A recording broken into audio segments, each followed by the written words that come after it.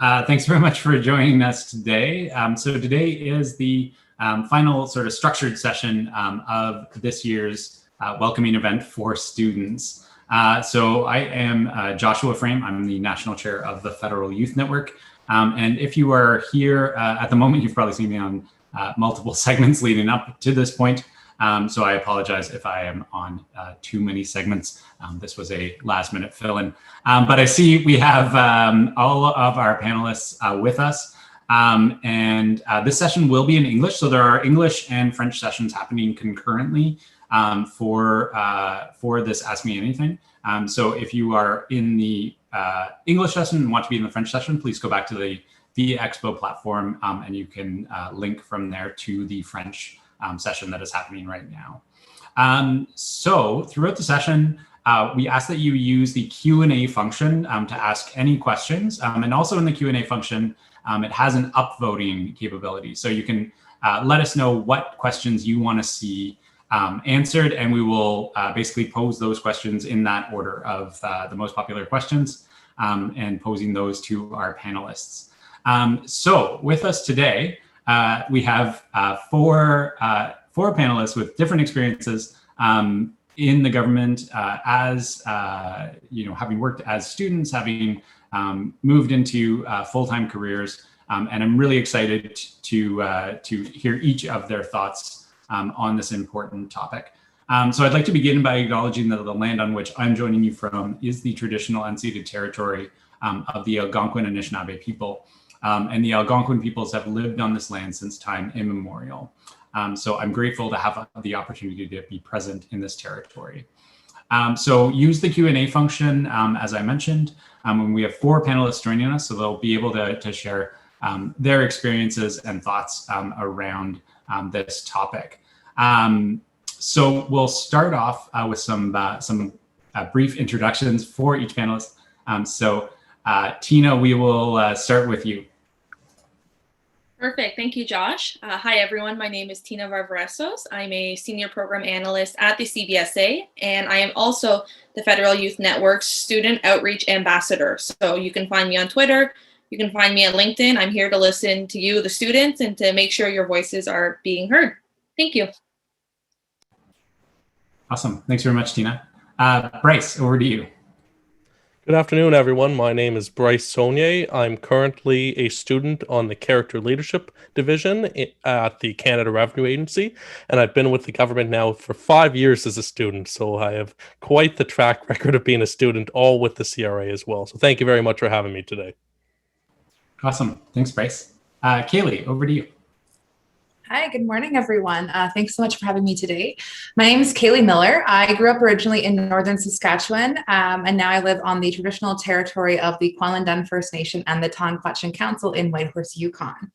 I originally started my career under the Aboriginal Student Internship Program at HRDC, working in the Higher Student Office. Spent a couple of summers there and university breaks. And then I also did an unpaid practicum, which was a requirement for my degree. That kind of led to 18 years in government, where I worked in 13 different jobs, 3 different provinces or territories, 4 cities, 7 departments. One of those departments had 5 different names in the time that I was working there. I'm currently working as a free agent with the Canada's Free Agents Program, working in human resources with the Canadian Northern Economic Development Agency. So I'm super passionate about students. That's where I got my start. So I'm super pleased to be here on the panel today and can't wait to hear your questions. Awesome. Thanks very much, Kaylee. And finally, Holly, over to you. Great. Thanks so much. You can hear me okay? Yes. Okay, perfect. Yeah. Hi, everyone. My name is Holly Palin. I'm the Acting Director of the Innovation and Youth Engagement Division at Environment and Climate Change Canada. So our division is responsible for promoting youth inclusion within the department, as well as giving advice to policy and program areas on how they can engage with youth external to the department. As for me, I've been in the government, I think around 15 years or so quite a while. I've worked at Natural Resources Canada, at the Treasury Board of Canada Secretariat, and also at Environment and Climate Change Canada. And before starting in government, I worked in the private sector and also in academia. And I have never worked as a student in the federal government, but I've certainly hired many and really enjoyed mentoring students. So I'm really happy to be here today. Thank you. Awesome. Thanks very much. So the plan for today's session was we had some pre-planned questions, and then we were going to go to the Q&A. We had some technical challenges with our last segment where we weren't able to get in the questions from students. So what I'd like to do is sort of pivot a bit and start with questions that are in our Q&A right now, and then kind of go from there. So I'd like to keep things kind of interesting, I guess. So we'll start with that. For each of you as panelists, when you would like to respond, just sort of flag to me that you'd like to respond, and we'll kind of go from there. So the top voted question right now is that I would like to network with managers in other Government of Canada departments and learn about different work opportunities. But I don't want to appear unloyal to my current team and department, especially since there's been indication that my current team may be able to bridge me once I graduate. How do I navigate networking without damaging relationships or appearing uninterested in my current team? Who would like to start with this question? Tina, over to you. I'd love to tackle this one just because that's a challenge I faced as a student. I loved my team. I didn't love the work I did. So I was really curious in getting to learn a little bit more about what was out there, you know, what aligned with my academics, but also what aligned with my professional interests. And the best thing that worked for me was just being honest. And, you know, I hope you have a supportive manager, and I hope, you know, you have supportive coworkers, and just explain to them, you know, I'd love to learn a little bit more about what's out there. More often than not, management is really happy to support you in this journey as long as you're really open and transparent, because they know, you know, unless you tell them explicitly, I am trying to leave, you know, they know you're not necessarily trying to leave, but, you know, you're young, you're probably eager, and you just want to learn a little bit more. So as long as you're really transparent about what you're trying to do, I think that's the best thing you can do. Yeah, that makes a lot of sense. Holly, over to you.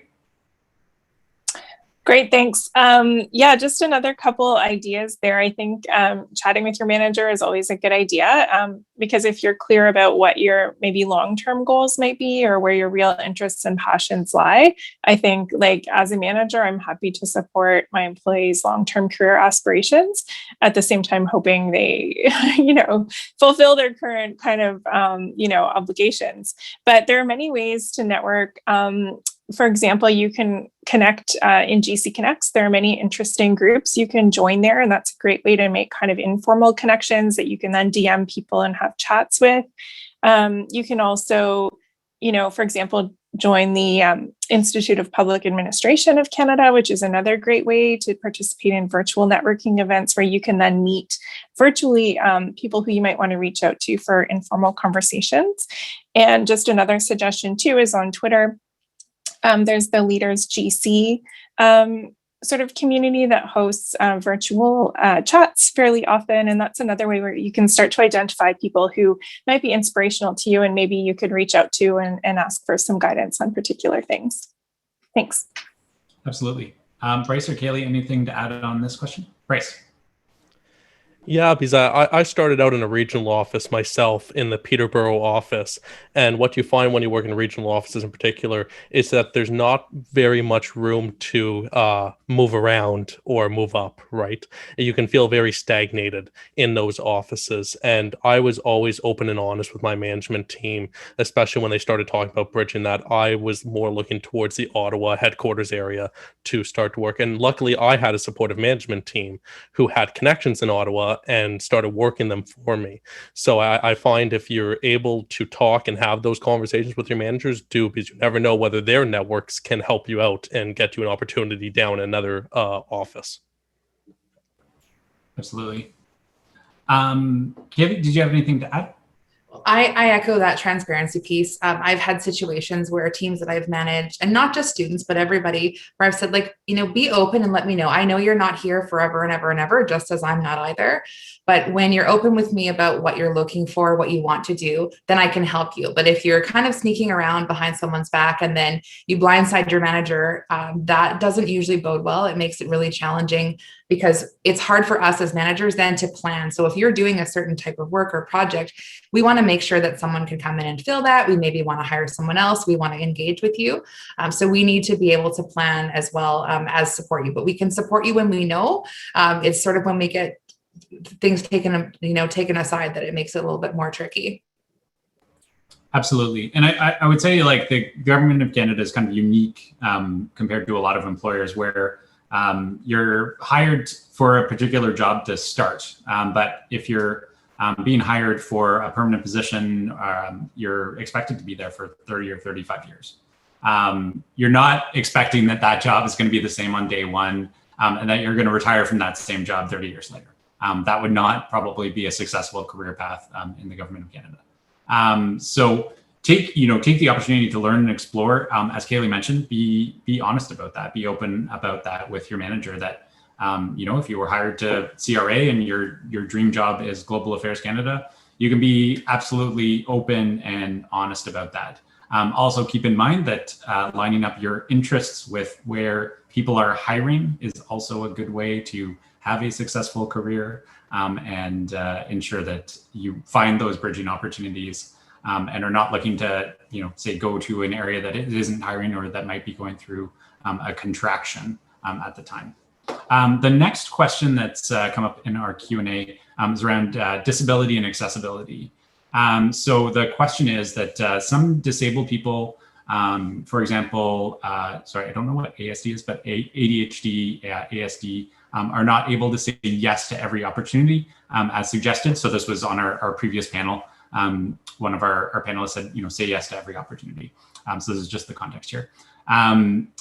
But they're not able to say yes as suggested because our disabilities limited us in this way. Understandably, our resumes and learned skills may look different than neurotypical folks. How are hiring managers accommodating this difference and understanding that this is not for lack of will, but due to disability, even if we tell them? And how can we improve our hireability for invisible disabilities? So I'm just going to address that first part first. And I'll just give a little spiel to say, this is absolutely a priority for government.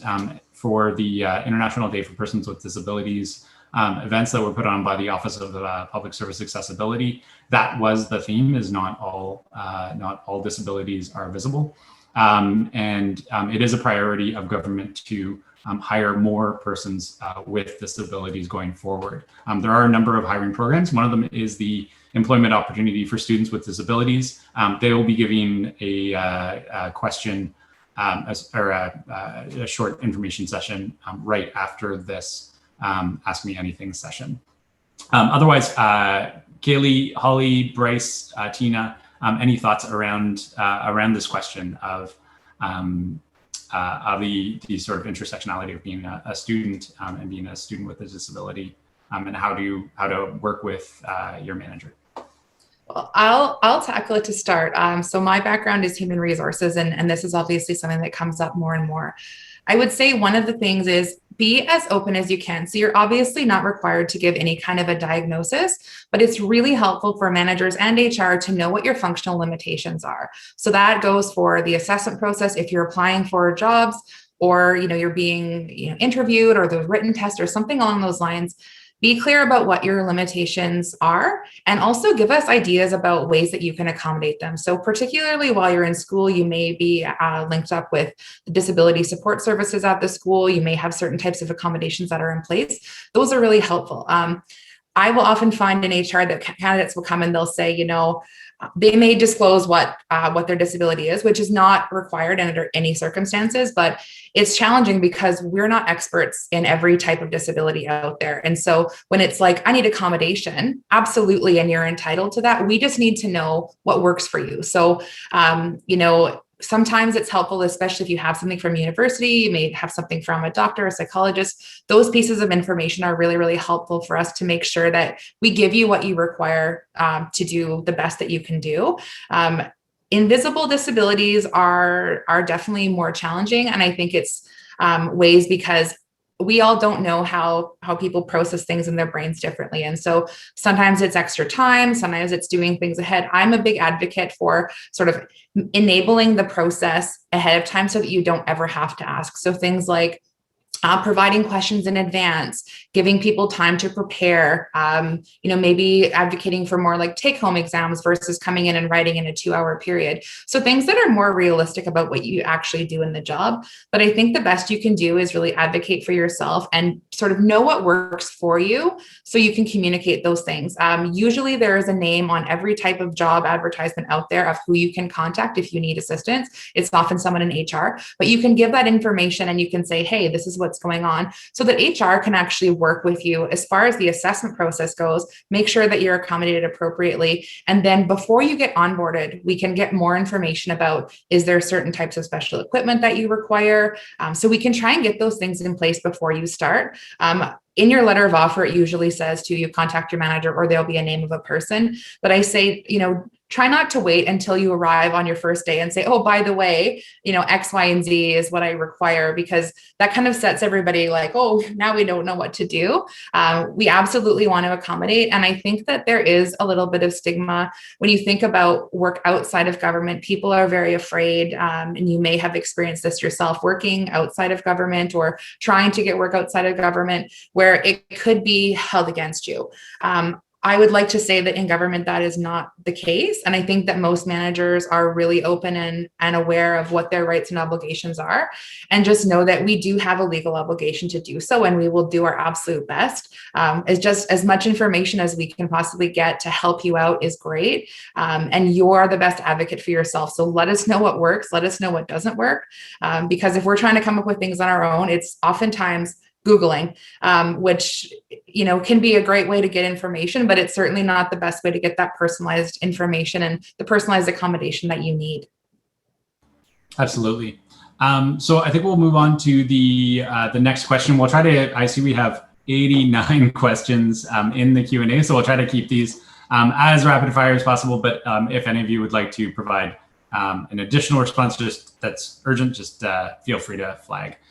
Okay, so the next question, advice for students that want to do well in their work term, but are not getting work tasks from their manager who may be too busy.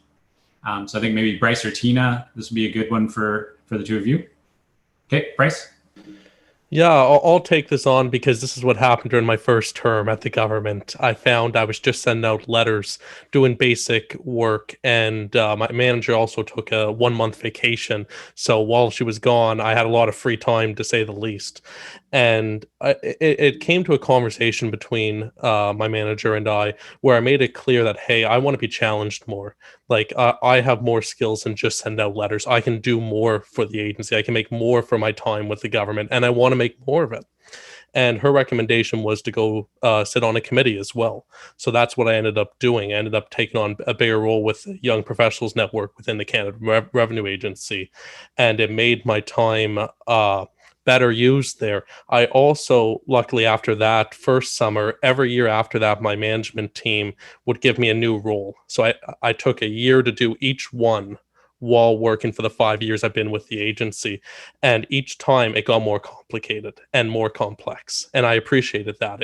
And it all started because I was open and honest with my manager and said, hey, I can do more. I want to do more. And I want to make a career out of this. Once they saw that drive and that I wanted to really turn this into something, they were more willing to trust me and give me bigger activities to do. Because keep in mind, especially with some of these files that we carry, like for Canada Revenue Agency in particular, taxes, right? They want to be safe. They want to think that, they have good employees holding on to taxpayer information, right? But sometimes you have to push the envelope a bit to be able to get that trust and be able to excel and get new job opportunities. Absolutely. Tina? I'll just tack on to that. Bryce's point about getting involved in external committees, whether it be to your agency and department, whether it be completely external like the Federal Youth Network or GC Students, is a really great opportunity to at least show that you have that drive and that dedication to be a public servant. Another thing I recommend, and what I did personally and worked for me, is look for the gaps in your team currently. So, for example, does your team have a gap in how they undertake a certain task? So for me, I noticed in my team that we had a task that frequently came up, which was reviewing these specific reports, but we had no standard operating procedures for doing them. So try to find those gaps and then suggest, hey, maybe I could tackle this. Could I have a shot at this? Could I do this for you? and show them that you have the initiative and that you can do the work, so that then they continue to task you with more work moving forward. Absolutely. So we'll move on to the next question. That is, how does bridging typically work for students who are in school full time? For example, how is their work scheduled? So I'll kind of address this, and maybe then Kaylee and Holly, if you have something to add, please feel free. But basically, bridging is once you're completed your course of study. So you've completed your degree, you've completed your college program, whatever the case may be, and then you're being bridged into a full-time role. So it's not a matter of getting bridged while you're a student. It's a matter of establishing, bridging into the government once you're completed your study, once you've confirmed that you've completed that course of study. But Holly or Kaylee, anything additional to add on that? Sure, I can just add that depending on your situation with school, you may be able to either work part-time, not as an official co-op program, or do a casual. I've done that with students before who had additional breaks, for example, or some students have been able to do like an on-demand casual where they work a little bit of time every week. So those are also options if you're a student and you feel like you would be able to contribute while you're in school and not on an official co-op term. So those are worth looking into. Absolutely. Fantastic. Okay, so the next question, if I were to leave the federal public service to do my master's or work privately for a bit, how would you recommend re-entering the federal public service?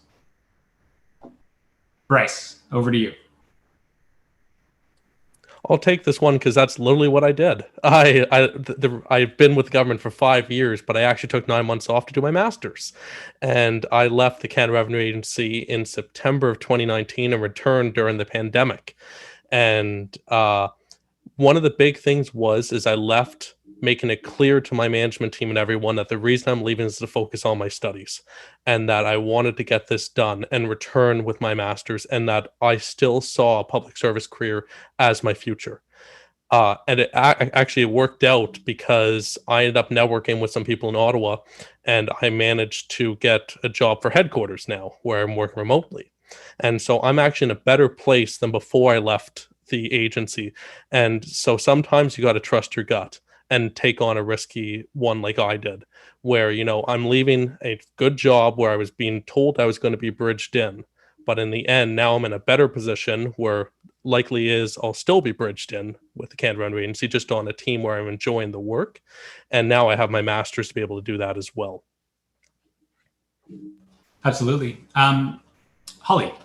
Yeah, sorry, I was just going to say, I think it's a great thing if you'd like to continue your education, you'll just be a greater asset to the government as a whole, and you'll probably be more fulfilled if that is something you're hoping to do.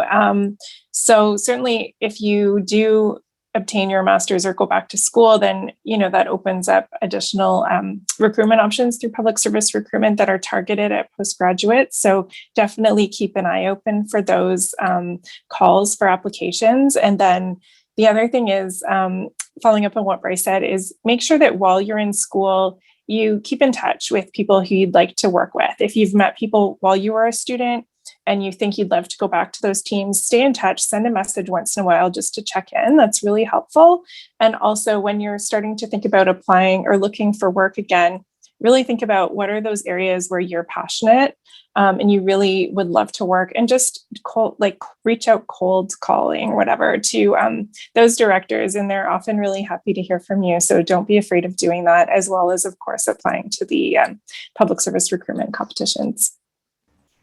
Absolutely. I'll just add quickly that, once you're a permanent employee, there are many options as well to keep your position and do other things. So that includes education leave. You can do that either supported financially by your department or on your own.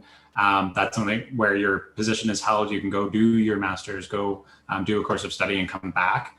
The other being interchange in terms of can I go work privately, or oftentimes interchange is applied to people who are either coming into or out of the public service, or into or out of the private private sector, I should say, or are working for other levels of government. So if you want to go work for the provincial government, you could do that via interchange. But there are definitely kind of a whole host of opportunities in terms of how you can manage that. The next question, how can I ask my manager if I will be extended into the fall? Who would like to tackle this one? Tina. I think first, the little asterisk to have on this is that your manager will not automatically extend you. So step one is ask. Don't be afraid to say, hey, I'm really enjoying the work. I enjoy the team, whatever you enjoy. Would I be able to stay on in the fall? And it's as simple as having that conversation. There's no magic bullet. You need to be really upfront and say, I like this. I would love to stay, whether it's, part-time student, full-time student, whatever your program allows. But lay out those options for your manager, because they might not know either. For example, if you're a co-op student, you could ask to have, your second or your third or your fourth co-op term tacked on to this first one. Let's say if it's your first one. Or if you're a student, there are part-time options. I worked as a student. I loved my co-op team. My team was amazing. The work was really fun, but I wasn't able to do a second co-op back-to-back just by the nature of what my program was. So I told my manager, listen, here's my schedule. How do you see me fitting in? Because I would like to stay.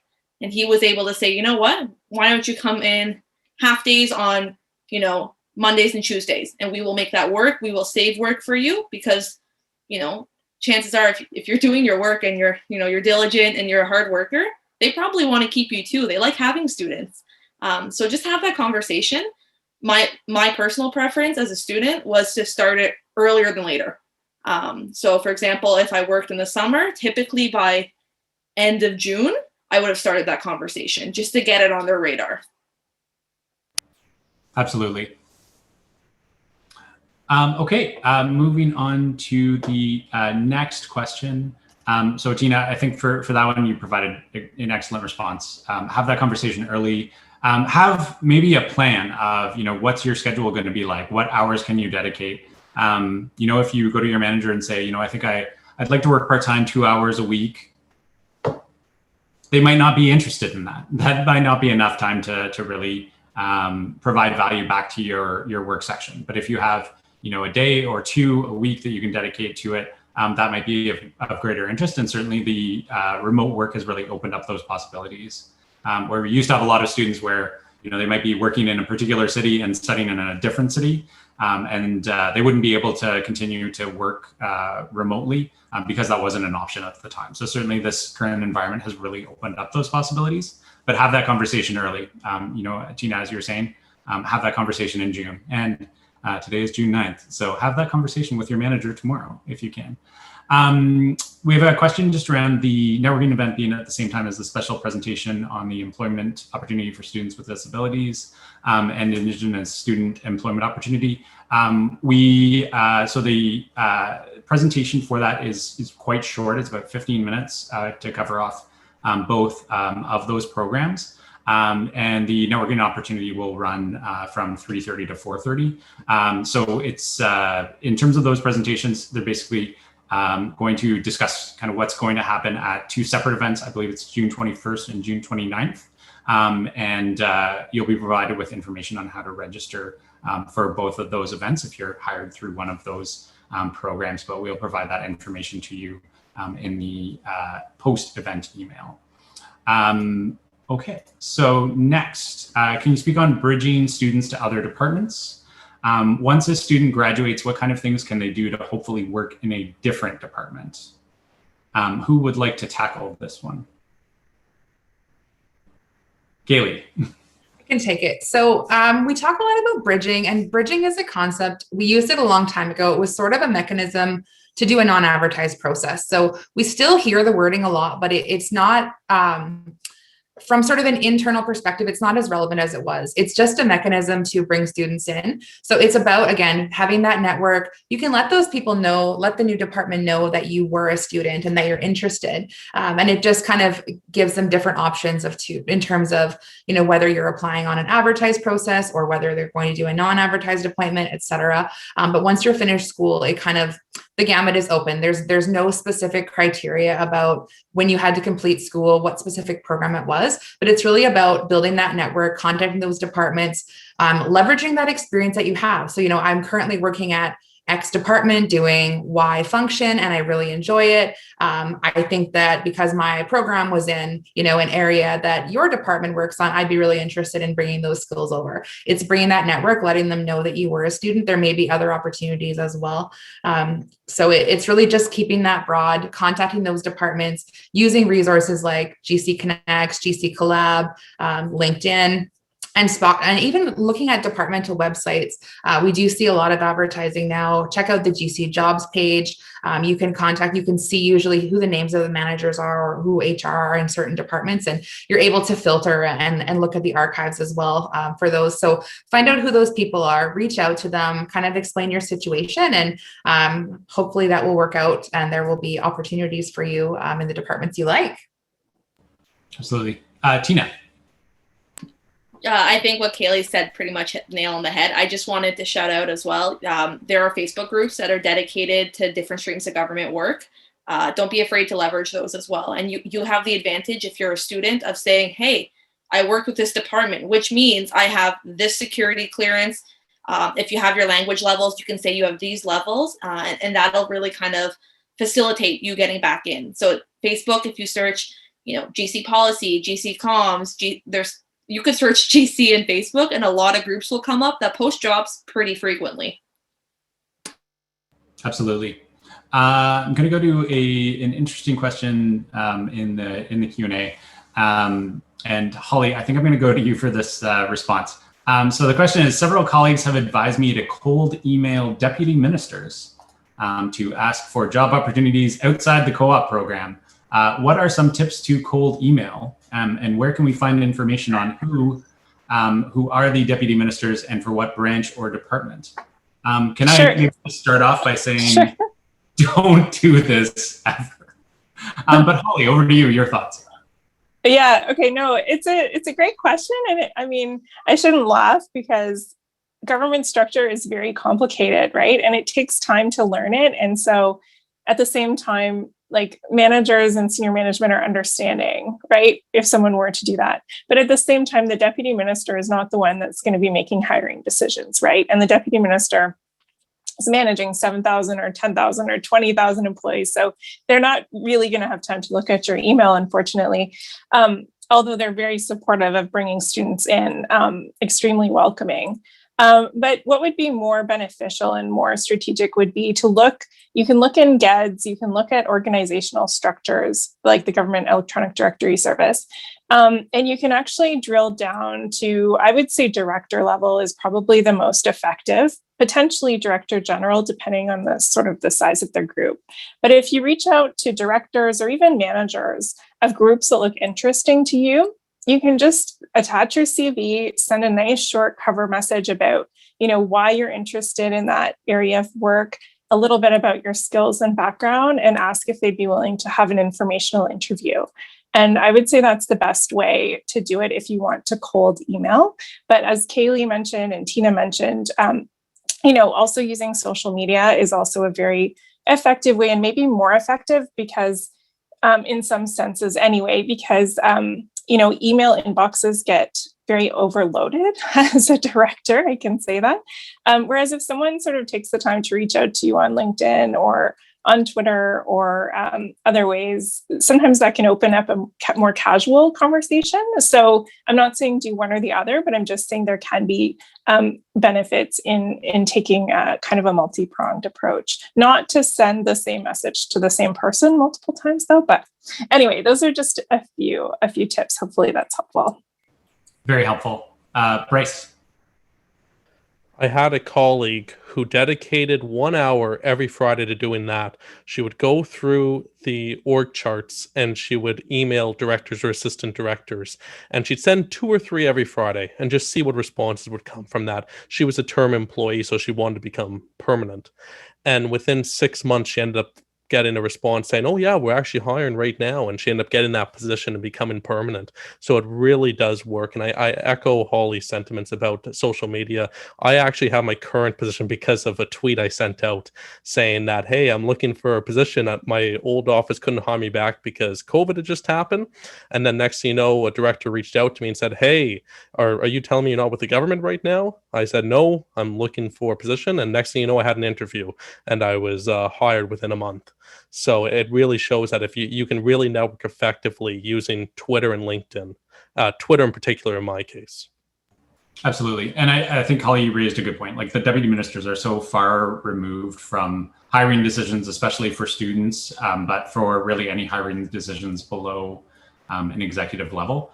It's like if you were looking for a job at a TD Bank branch and emailed the CEO of TD to say, hey, I'm looking for a job at this branch. It's just too much of a disconnection. So I think you all echoed some really interesting points. And on our last segment, we had two deputy ministers, so Patrick Borby and Gina Wilson.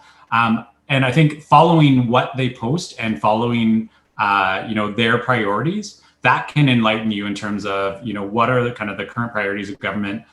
What is the next area that's, expanding? What are the workloads that are going to be a priority over the next 5 years? But don't send them your resume and expect that they'll be able to respond and hire you tomorrow, for sure.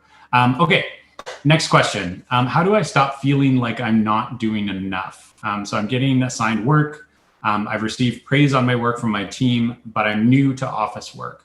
I spent 5 years working in the fast food environment where the motto is, if you have time to lean, you have time to clean. I constantly feel like I'm not doing enough because the government is so much more relaxed, and I don't feel constantly under pressure.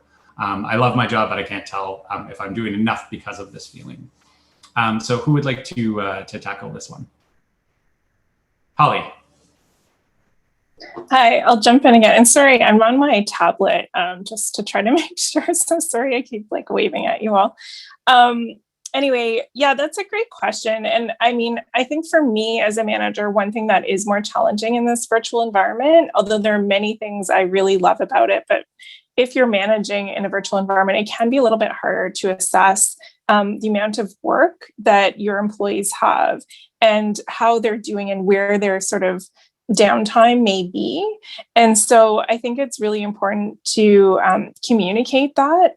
And it was sort of mentioned before, but if you do feel like you have the capacity to do more, to take on more tasks and to do more, there's always more work to do.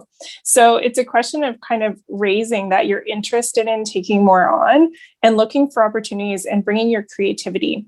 So for example, I've worked in a lot of policy type of shops, and there's almost always a need for more kind of environmental scanning or research summaries, of international organizations, of other governments. What are they doing on certain topics? So those are specific examples, but you can almost always add value by offering to do that type of research and analysis to support your team. If you're in a more operational environment, oftentimes there are process improvements that can be supported, whether it's tracking systems or process improvements that can be made, demonstrating new tools. Like one thing that students often bring to government is a knowledge of, different electronic tools or approaches that could be adopted in government that maybe your colleagues haven't had a chance to learn. And so offering to do that kind of mentoring essentially of colleagues in your group can also be really helpful and add a lot of value.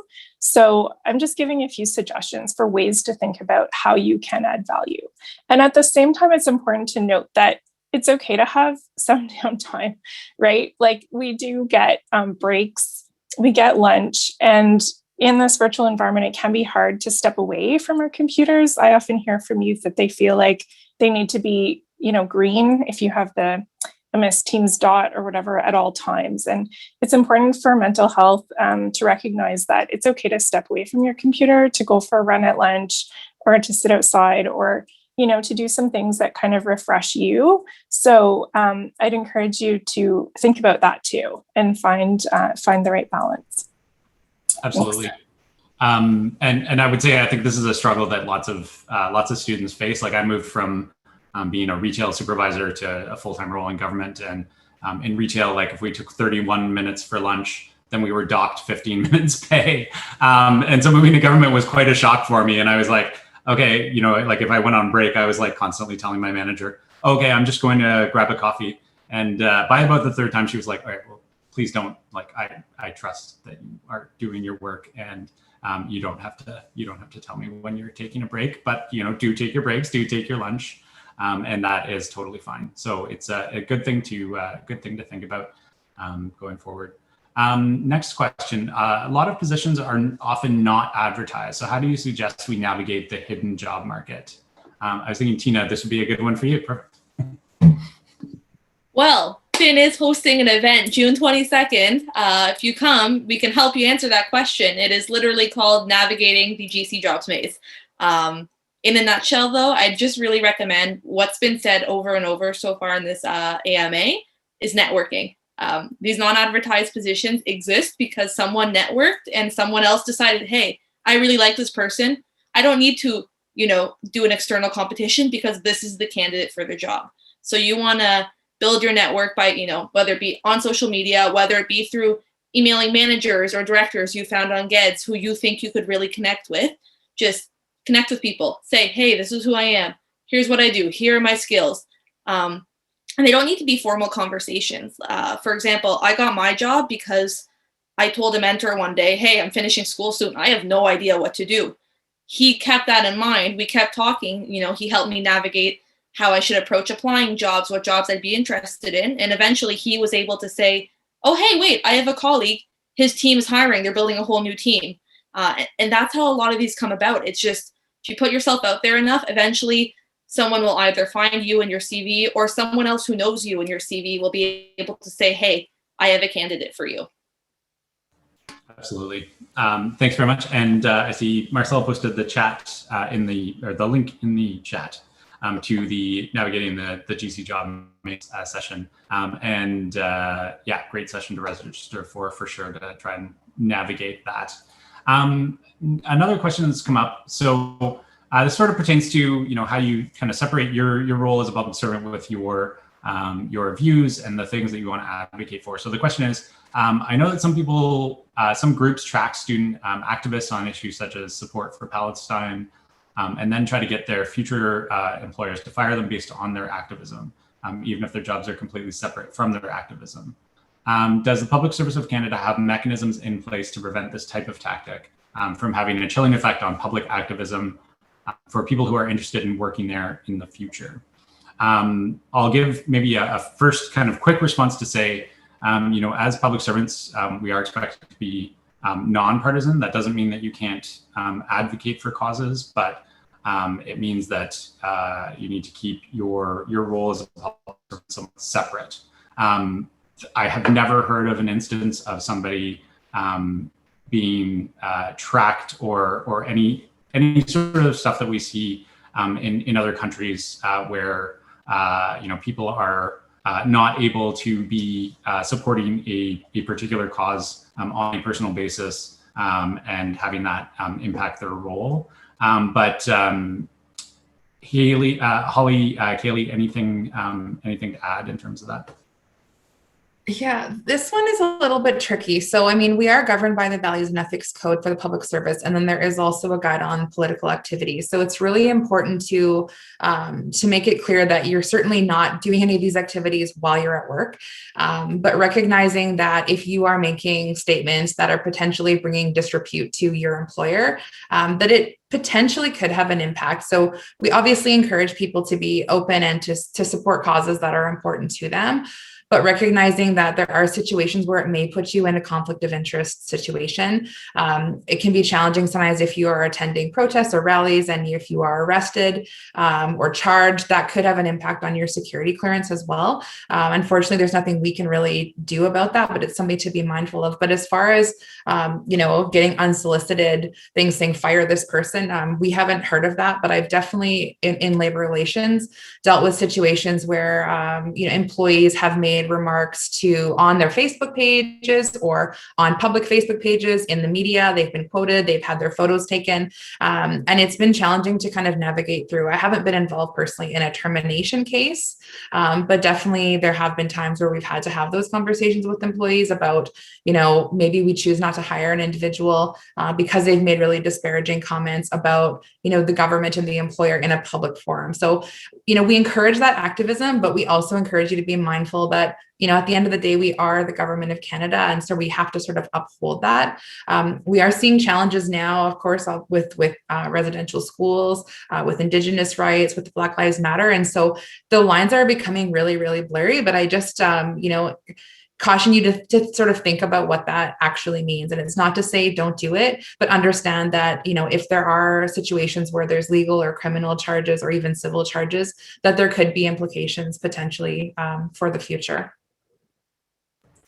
Absolutely. Holly. Sure, I'll just add a couple of things there. One thing to be aware of is that within your department, there will be a values and ethics office.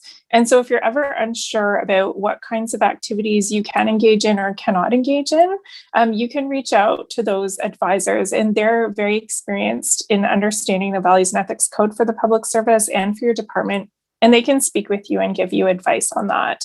So it's not that the government wishes to deter volunteerism by any means. I know many public servants who run organizations and who volunteer in their spare time. It's just a question, as Kaylee said, of understanding what limits there are on our role as public servants. And there are a little bit of limitations there in terms of the duty of loyalty. So it's important to understand that and to seek guidance if you are not sure. And also, when you start in the public service, you need to complete the disclosure of the conflict of interest disclosure form. And that is another opportunity to sort of check in and make sure that everything is okay. And allows another opportunity to sort of get feedback and seek clarification if you're not sure. Thanks. Absolutely. Thanks, Holly. Okay, I see we have we have 128 questions in the Q&A. So certainly we're not going to get to all of those over the next 12 minutes. It would be really impressive if we did. But we'll kind of tackle some of the quick hit questions. So one, are there opportunities to work abroad as a student? I think my experience is that there are some, but they're relatively limited. It might be working in a in a Canadian embassy abroad. Generally, you're not going to be sent as a student to work in a foreign embassy abroad. It might be more so like if you're, studying in that country, say, and are seeking a work opportunity there. Any other thoughts around this question of opportunities to work abroad as a student? I know there's a Vimy Ridge program for students who are bilingual, and that's for sure through FSWAP. I'm not sure of any others particularly. I would just echo what you said, Josh. Unless you're in a program that offers embassy internships or co-op internships with the embassies or with the UN. I know personally when I was a student, there was maybe a handful of abroad opportunities, and they were very highly competitive. Absolutely. And certainly, like once you're a full-time public servant, there are lots of different areas that offer opportunities to work abroad. Immigration, Refugees, and Citizenship Canada, CBSA has opportunities abroad. Global Affairs Canada, many departments have various ways that they interact with other countries. But thank you for that question. Okay, next. I would like to ask, when would I make a request to be bridged into the federal public service? Or would this be based on my manager and their demands? So anyone like to chime in on this? I think we've kind of addressed this, but I think it's partly establishing with your manager, is there an opportunity to be bridged? If not, is there an opportunity somewhere else in the department? And figuring out that sort of networking piece. As well on GC Collab, I believe you can identify that you're a student who's eligible to be bridged, identify your graduation date, and all that sort of stuff. And sorry, Kaylee, we keep using the word bridged, and I know that's not the current phrasing, so I apologize. But any other thoughts around that question? Just really quickly, you can check if your department keeps a list as well. So our department at Environment and Climate Change, we have a list where students can put their information. They can request HR to put their name in an inventory. And so I've checked it before when I've been looking to hire people. So just make sure that you ask if something like that exists in your department. Absolutely. Okay, we will move on to the next question. So after making a connection with somebody, how do I ask if there are job opportunities to join their team? And I believe this is a completely separate question, but or ask them if they could be a reference for you as you apply. I fear this can come off as rude asking. So maybe we'll separate those two into a question around, when do you kind of bridge is there an opportunity, would there be an opportunity to join someone's team? And then maybe we can have a separate brief conversation on who should be your reference. But who would like to tackle the first part of that in terms of when do you approach somebody? Tina. I think if you're out there and you're actively networking, most people know, if you're networking, you're either networking because you're looking for some type of mentorship or some type of relationship there, or you're looking for a job. I typically advise against, messaging someone, especially if you're cold emailing or cold messaging on social media. I'd advise messaging against, hey, I'm looking for a job. What do you got? I really recommend, taking the time to have, 1, 2, 3, however many conversations with this person to build that relationship. Approach it as a coffee conversation. Pre-pandemic, I approached a couple managers whose units I was interested in and said, hey, could I please take you for a coffee? I'd love to know more about what your department did. And once you kind of build that relationship, if you're comfortable, you could ask, is there work? Do you know of anything? But I typically advise to not approach the person directly, because if it's someone you're looking to maintain that professional relationship with, you kind of put them on the spot, and that's not super comfortable. But what you could do is tell the person, hey, I am actively looking. I am interested in this field. If you hear of any opportunities, I would love it if you could consider me. Absolutely. Thanks, Tina. Kaylee, maybe we'll go to you for the second part of this question. Who should be your reference? Well, I would say that people who you've just sort of casually met on social media are not people who you should be your references. Normally, HR or managers will advise you who they're looking for to be references. We do recognize with students, so typically we'll ask for current supervisor, a past supervisor, and maybe one other person. And usually we'll check in with 2 of those 3 individuals. For people who don't have a lot of work experience or have intermittent work experience, it's fine to include other people. So it may be an academic professor. If you're in quite a rigorous program, it may be volunteer work, community work, but really you're looking for someone who has known you over sort of a bit of an extended period of time. It doesn't have to be like 5 years, but it could be a few months, and who can actually speak to your skills. So when we're doing reference checks, we'll typically identify a number of personal suitability skills. And it's things like, your reliability, your dependability, your ability to work with others. So you're going to want people who can actually speak to examples of when you've exhibited those behaviors successfully. So it could be, somebody that you've babysat for. It could be if you're involved in volunteer activity, community work, somebody who has seen you, multiple times and is able to really speak to articulately what it is that you can bring to the table. We do recognize obviously that can be challenging, which is why we obviously encourage our managers to be really open about what we're taking. And, maybe you don't have one reference who can speak to all of those things, but maybe you're providing a couple of options and you're saying, I worked for this person for 3 months. This person is an academic professor, but I'm, in an honors program, or I'm writing a thesis. And so they supervise me for a period of time. And so they can speak to some of those types of things. Be creative, but certainly it's not someone random like, hey, would you be my reference? It looks like you have a good job title. Those are not the things that you want to include, because they need to be able to speak and provide enough information that the board can make a decision. Yes, absolutely. And I see in the Q&A, we have a few questions around sort of the student work experience and lack of paid sick leave and paid vacation. Well, you get paid vacation paid in lieu of vacation leave, but some questions around that. I would say that unfortunately we're not necessarily able to sort of speak to that, but if you are having challenges in terms of time off that you need to take, talk to your managers. This is a time of increased flexibility. So, even if you don't have paid sick leave, maybe you can make up the hours with your manager or figure out another arrangement so that you're not impacted financially by that.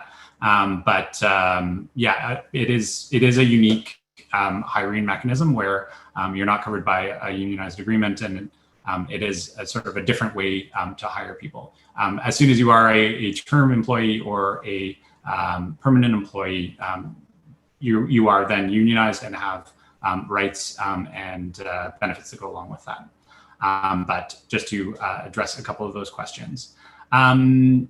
So I see we have 4 minutes left, and I want to get to hopefully one or maybe two more questions. So we have one from someone who's a music major. The question is, from what I understand, there isn't a huge amount of government jobs pertaining to music, except for example, military bands. So I guess my question is just, where do the fine arts fit into the government workspace? So Bryce, over to you.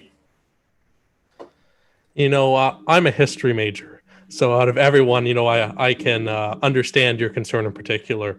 What I quickly learned, because when I first got hired by the CRA, I thought, what do they want with me? I'm a history major and this is the tax agency, right? How am I going to possibly fit in? Keep in mind, it's the skills that you learn in your degree that really matter. So you'll be able to find a position in the government. And funny enough, I actually work on an app for the CRA, and we're actually looking for musicians to make music for the app. So funny you asked that. So feel free to reach out to me after this and we can talk about that. But it's really about the skills that you learn in your degree that bring you that extra mile. Absolutely. I'll just add that there are, sorry, Holly, over to you. Oh, no, I was just going to add that you might want to look at Canadian Heritage as the department responsible for, supporting culture. And that includes things like when we're allowed to do them, music festivals and things like that. So certainly I would suggest that would be one department where you might find an affinity. Thanks. Absolutely. And just to add to that, there's also the Canada Council for the Arts. There's various Crown Corps as well that feed into the arts. So stuff like the National Gallery of Canada is a Crown Corporation, or the National Arts Centre, or various other, thinking of various other spots that support the arts in Canada. So there are ways to apply your degree, but Bryce, I think you're completely correct. As a person with international studies who started working on HST for the CRA, I can say that I knew very little about it, but I was being hired for the skills, the potential that I had, rather than my knowledge of that specific workload. So we see we have a lot of really good questions in here. I'll put up one last one. So what is your advice to student grads in terms of standing out when competing for jobs in the public service with individuals who have 5, 10, or 20 years of experience? I think this is a good one to end off on. Holly, over to you. Sure, I'll jump in. I think quickly, one thing as students, when you're interviewing, one thing I've noticed is oftentimes students can be a bit brief. And so when you're in interviews, make sure you sell yourself. Make sure you really listen to the question and make sure you answer it completely. So that's just key to competing and to being successful in those interviews. But the other thing is to make sure that you really draw on, your creativity, your initiative, those behaviors and attributes that are going to help you stand out, like demonstrating your leadership, demonstrating that you've solved problems. It doesn't matter if you have 5 years experience or 1 year of experience. If you can show you've been able to help solve problems, be creative, show initiative, those kinds of things, it'll translate really well. And that can come from your experience in university, in volunteer work, or other jobs as well. So I think you'll be well placed to succeed if you build on that. Absolutely. Okay, so I see it is now 3:30, so we have come to the end of our time. This concludes our Ask Me Anything session, where we got to none of the planned questions that we had and answered only your questions, which I think worked out quite well, and we still have 121 of those. So we'll be continuing this for the next 7 hours. Just kidding. This will be ending now, but your learning can continue. So we have a networking session that starts basically immediately, but feel free to jump into that when you want. We have the information session on the Indigenous student employment opportunity and the employment opportunity for students with disabilities that's happening right now, and will be relatively short, about 15 minutes. Then we have a summer worth of programming through the Federal Youth Network, which Tina is working on, and Marcella, who is our producer and DJ and superstar, is working on to ensure that we have programming from now basically until your closing event. So every Tuesday at 1:30 Eastern Standard Time, we will have sessions geared towards students looking at all of these questions that you're bringing up, all of these 121 questions. Sorry, maybe not all of them, but at least a lot of them. So definitely check out all of those events. Marcella has posted the link in the chat, and you're able to register for any of those sessions that are of interest. But make sure that you're taking the time to learn, you're taking the time to develop, and you're taking the time to figure out if this is what you want to make of your life, if this is your long-term career goal to build and contribute to the government of Canada for the next 30 or 35 years. And that sounds really daunting. So that's a terrible closing message. But think of what you can bring, and work with your manager over the next few months to bring value, to learn, to figure out, is there a place for you in the government of Canada, and where is that? And then engage with us throughout the summer. So we hope to see you all throughout the next 2.5 months. A huge thanks to all of our panelists. So to Kaylee, to Holly, to Bryce, to Tina, and certainly add each of them on LinkedIn. And please don't cold call any deputy ministers, but please do stay aware of what the government priorities are and how you can guide your career in the future. So thanks very much, everyone. This was a very long-winded closing, but thank you very much for joining us today. And we will see you over in the networking space very shortly. So thanks very much. Have a great day. Merci à tous.